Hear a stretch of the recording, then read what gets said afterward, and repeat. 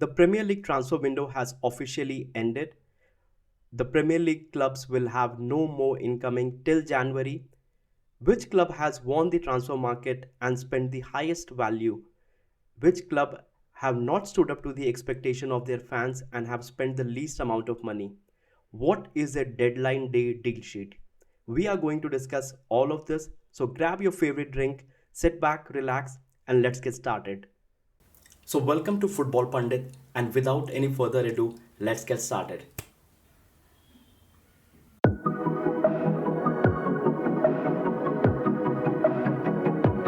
So, what is a deadline day deal sheet? So, it is where when a club can submit an official document to the Premier League stating that they have negotiated and they are about to sign this player. This gives them that leverage to of a couple of hours to make sure to get the all the other documentations and player over the line. So ideally it stops at 11 p.m. British Standard Time, but in case of an deadline day deal sheet being submitted by any of the clubs, it gives them 2-3 hours extra that they can then leverage to get the medical or any other documentation that they have to do. The Premier League allows them to do that, but this has to be submitted before the end of deadline day, that BST. Now during the whole transfer window, all the Arsenal fans were crying for a striker, and me as well. I really wanted a proper number 9 to be bought by Arsenal.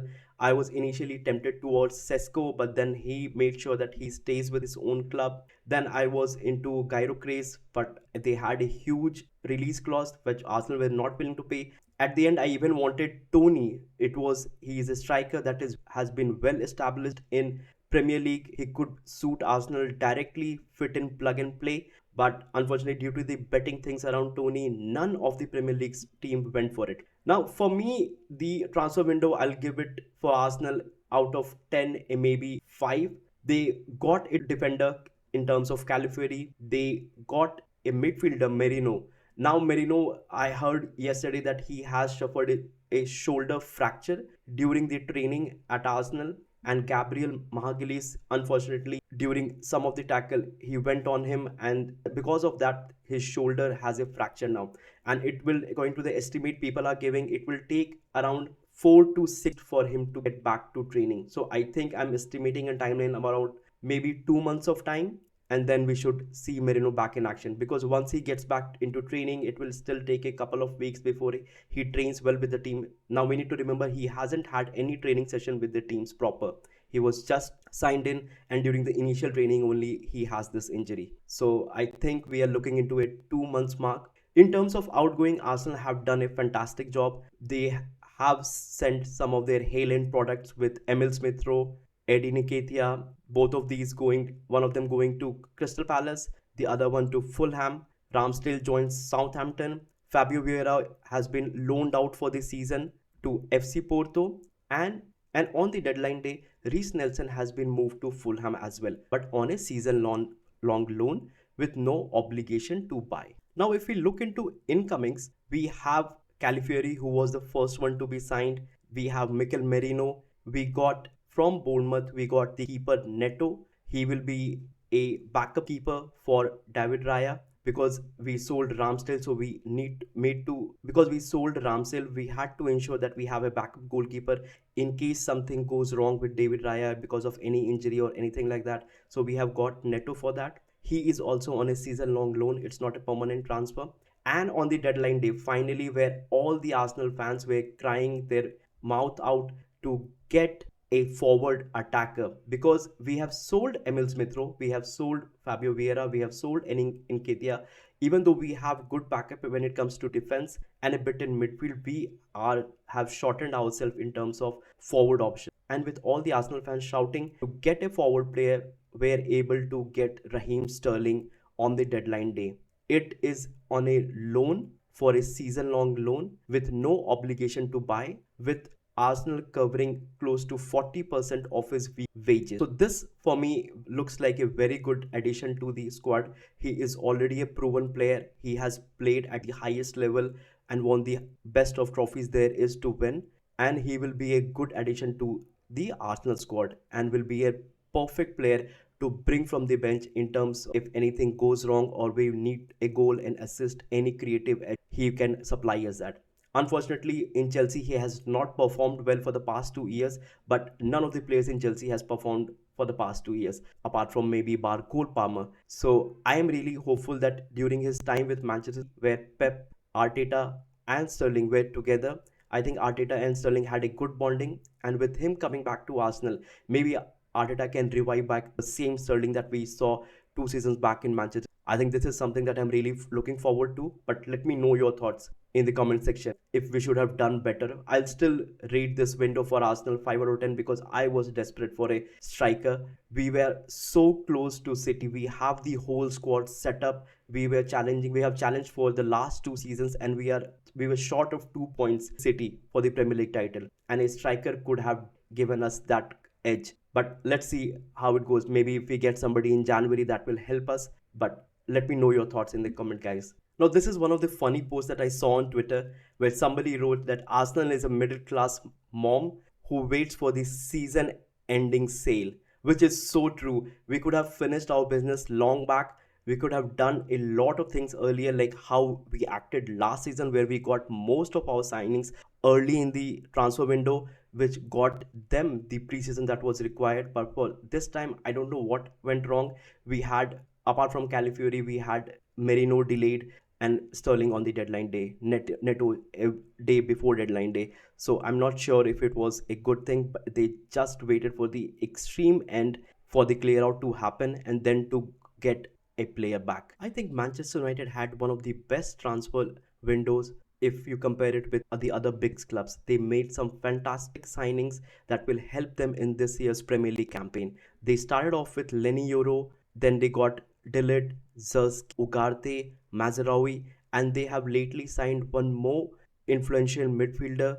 I think his name is Samuel Kone.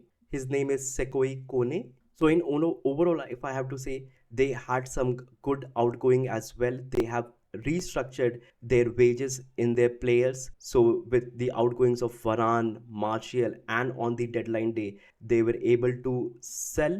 And on the deadline day, they were able to move Jadon Sancho on loan to Chelsea with an obligation to buy for 25 million euro next year. So that has completely helped them in their wage structure, which was one of the consideration for Ineos to get the players which are right fit for the and are suited for the Ten Hag style of play, and to reset the wage structures and the finances in the club. So I think they are off to a very good start with some very promising signings that they have made. Unfortunately, one of the signings, Lenny Euro, is injured, but I think we'll see him soon in action in maybe a matter of month. So let's see how it goes. In terms of Manchester City, they initially during the start of the transfer window got Savinho, and the other one that they got was on a free transfer back from Barcelona, their elite midfielder Ilkay Gundogan. I think this is a fantastic signing for them. Ilkay Gundogan used to run their midfield when De Bruyne used to get injured. It was always times where you used to feel like, hey, De Bruyne has got injured for a couple of months. Maybe this time City will start falling back. But he used to pitch in with those assists, those driving runs, and goals that helped City drive the titles throughout those years. So I think this is a very impressive sign for Manchester City, even though he's 34 right now. But and how Gundogan plays, it is a very impressive and a very crucial addition to the Manchester squad.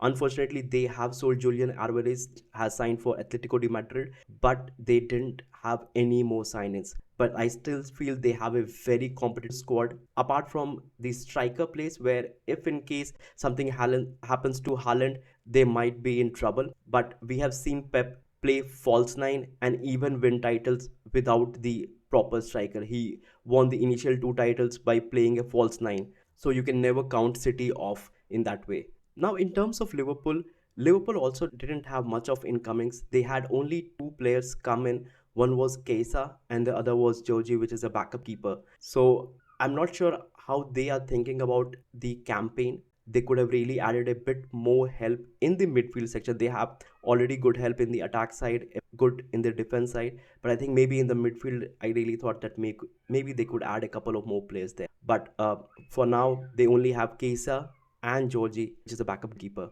So let's see how their campaign goes. Now, Tottenham did signed some of the promising talent and some of the players who have been well settled. So the one of the major was Dominic Solanke that they signed for close to 60 million euro. The other one was Archie Gray. Then they also signed Wilson Odobot, Bergwell, and they have also signed Min Hong Yang. Now these all players, some of them are young and are promising talent, but I think one player which is Dominic Solanke, he will directly fit into the Tottenham team and will be a crucial addition to what they have been missing since Harry Kane has left. Richarlison, unfortunately, because of one or the other reason, he has not been able to fill the shoes left by Harry Kane. He has not performed at a consistent level or through consistent level of games. So I think Dominic Solanke with his performance last year, I think he will be a proper number 9 that will suit them, and it will also help the team in their style of play. But let's see what happens. We'll get to know soon. Now, Chelsea Football Club.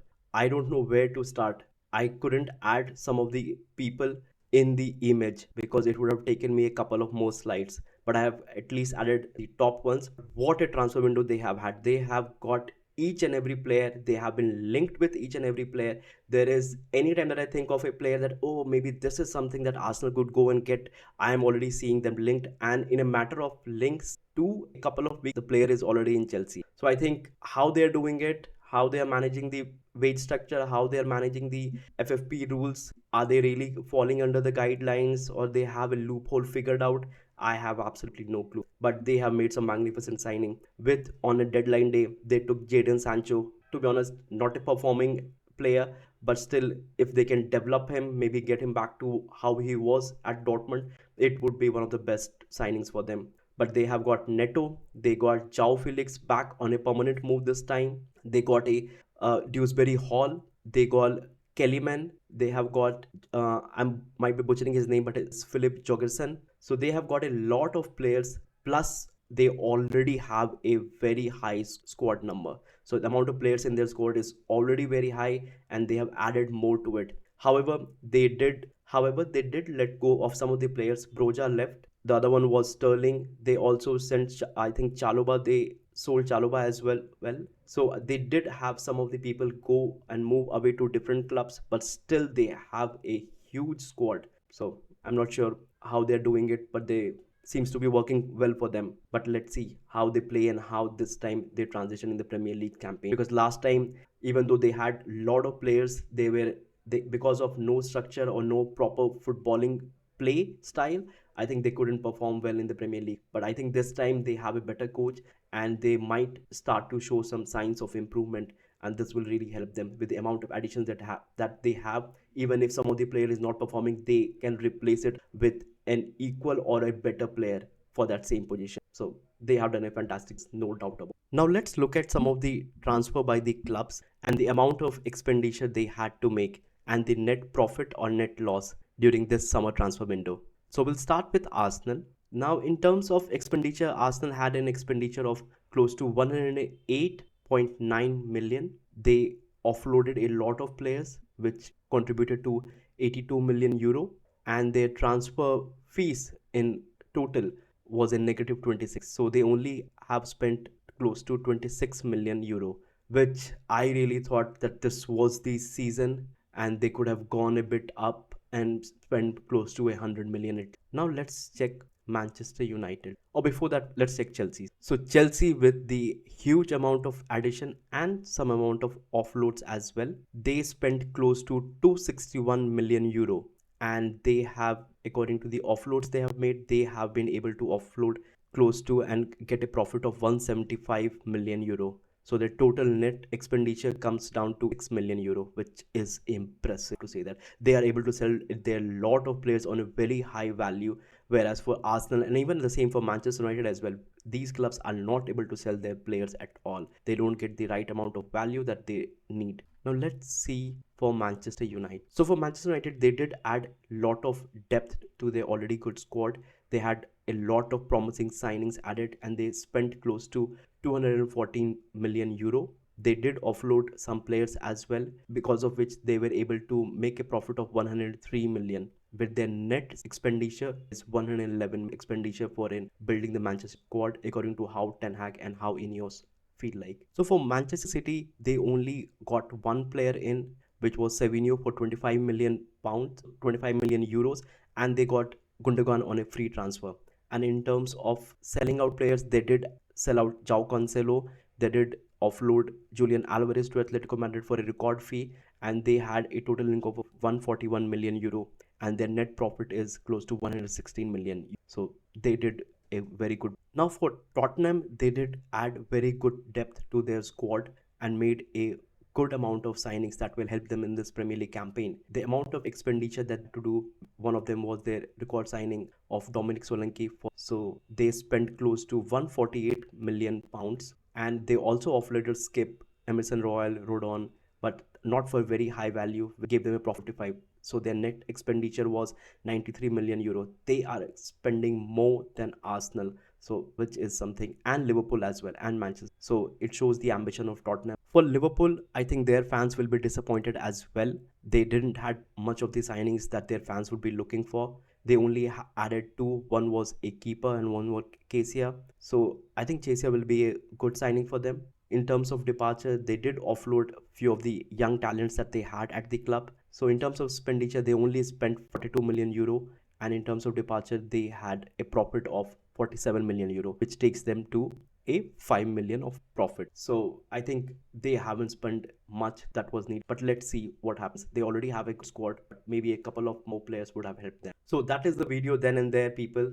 Let me know your thoughts in the comment section. I think Manchester United and Chelsea had the best transfer window among all the Premier League teams that are there. But let me know your thoughts in the comments. Should Arsenal would have done more, it would be better for Arsenal, or do you think that you are happy with the squad that we currently have, or do you feel just like me that we needed a proper number 9 and still haven't got it?